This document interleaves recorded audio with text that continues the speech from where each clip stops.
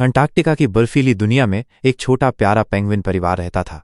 उनके परिवार में थे बूढ़े दादा पेप, जो अपनी समझदारी और पुरानी कहानियों के लिए जाने जाते थे, पिता पेको, जो अपने परिवार का ख्याल रखते थे, माँ पेपी, जिनका दिल दयालु था, और उनका छोटा बच्चा पिपू, जो हमेशा कुछ न कुछ नया सीखने के लिए उत्सुक रहता था।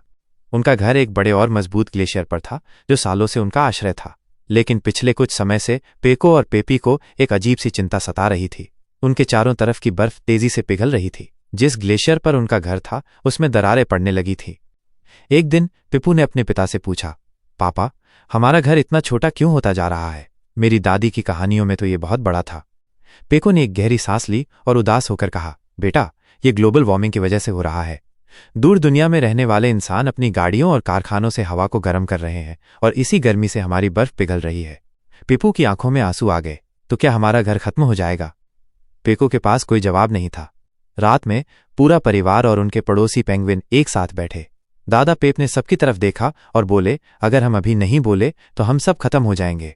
हमें अपनी बात दुनिया तक पहुंचानी होगी। अगले दिन सभी पेंगुइन मिलकर ग्लेशियर के सबसे ऊंचे हिस्से पर जमा हुए।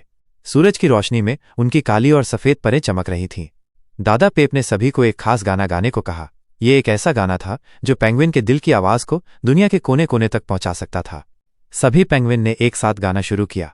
उनकी आवाज में दुख, डर और एक गहरी उम्मीद थी।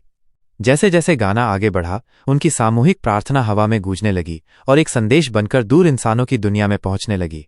उनकी आवाज में एक ही विनती थी, प्यारी दुनिया के लोगों, हम पेंगुइन आपसे विनती करते हैं कि ग्लोबल वार्मिंग बंद कर दीजिए प्लीज, नहीं तो हम विलुप्त हो जाएंगे। प्लीज हमें बचा लीजिए। पूरे ग्लेशियर से यह आवाज एक गूंज बनकर दूर दूर तक जा रही थी। पीपू और उसके परिवार को उम्मीद थी कि इंसान उनकी इस पुकार को सुनेंगे और समझेंगे कि उनकी बर्फीली दुनिया सिर्फ उनकी नहीं है, बल्कि ये पूरे ग्रह का एक महत्वपूर्ण हिस्सा है। उन्होंने अपनी आंखों में एक उम्मीद के साथ आसमान की ओर देखा, ये सोचकर कि शायद कोई उनकी मदद के लिए आगे आएगा। संदेश का असर। पेंगुइन की यह मार्मिक पुकार किसी जादू की तरह पूरी दुनिया में फैल गई। एक बड़े शहर में एक वैज्ञानिक, जिसका नाम विक्रम था, अपने लैब में बैठा काम कर रहा था। अचानक उसे अपनी कंप्यूटर स्क्रीन पर कुछ अजीब सा फ्लिकरिंग दिखाई दिया। ये पेंगुइन की सामूहिक ऊर्जा थी जो डेटा के रूप में उसके पास आ रही थी। उसने ध्यान से देखा और उसे वो दर्द भरी पुकार समझ में आने लगी। विक्रम ने तुरंत अपने वरिष्ठों और सहकर्मियों को इसके बारे में बताया। शुरुआत में किसी ने उस पर विश्वास नहीं किया, लेकिन जब विक्रम ने पेंगुइन की दुनिया से आए उन अजीब संकेतों को दिखाया तो सब हैरान रह गए। इसी बीच दुनिया भर के टीवी चैनलों पर एक चौंकाने वाली खबर आने लगी। अंटार्कटिका में एक अज्ञात ऊर्जा लहर दर्ज की गई थी, जिसने कई मौसम उपग्रहों के सिग्नल को अस्थायी रूप से बाधित कर दिया था। कुछ ने इसे वैज्ञानिक घटना बताया, जबकि कुछ अन्य लोगों ने इसे एक रहस्यमय चेतावनी माना। विक्रम और उसकी टीम ने पेंगुइन के संदेश को डिकोड करने के लिए दिन रात काम किया। आखिरकार वे सफल रहे। उन्होंने दुनिया को बताया कि पेंगुइन अपनी बर्फीली दुनिया को बचाने के लिए हम इंसानों से मदद मांग रहे हैं। यह खबर जंगल की आग की तरह फैल गई।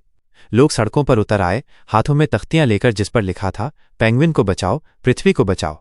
बच्चों ने अपने स्कूल में पेंगुइन के बारे में कहानियां सुनी और ग्लोबल वार्मिंग के बारे में जागरूक हुए। दुनिया के नेताओं ने एक आपातकालीन बैठक बुलाई। इस बार यह कोई व्यापार या राजनीति पर चर्चा नहीं थी, बल्कि पृथ्वी को बचाने की एक सामूहिक जिम्मेदारी थी। वे समझ गए थे कि पेंगुइन की बर्बादी सिर्फ उनकी नहीं, बल्कि हमारी भी होगी। उस दिन के बाद दुनिया में एक बड़ा बदलाव आया। कारखानों से निकलने वाले धुएं को कम करने के लिए नए कानून बने। लोगों ने बिजली बचाना शुरू किया और कम दूरी के लिए गाड़ियों की जगह साइकिल का इस्तेमाल करने लगे। हर कोई छोटा सा ही सही, लेकिन अपना योगदान देने लगा। धीरे धीरे अंटार्कटिका की बर्फ पिघलना कम हो गई। पेंगुइन परिवार ने भी इस बदलाव को महसूस किया। उनका ग्लेशियर अब सिकुड़ना बंद हो गया था। एक दिन पिपू ने देखा कि एक नया छोटा सा ग्लेशियर उनके घर के पास बन रहा है। उसकी आंखें खुशी से चमक उठीं। उसने अपने पिता से पूछा, पापा, क्या दुनिया वालों ने हमारी बात सुन ली? पेको ने मुस्कुराते हुए जवाब दिया, हाँ बेटा, उन्होंने सुन ली। उन्हें समझ आ गया कि इस ग्रह पर हम सब एक परिवार हैं। जब एक को दर्द होता है तो दूसरा भी महसूस करता है। ये कहानी हमें सिखाती है कि अगर हम सब मिलकर एक ही मकसद के लिए काम करें तो हम सबसे बड़े संकटों को भी हरा सकते हैं। पेंगुइन और इंसानों की दुनिया अब दूर नहीं थी, बल्कि एक दूसरे से जुड़ी हुई थी, और दोनों ने मिलकर एक बेहतर भविष्य की नींव रखी थी।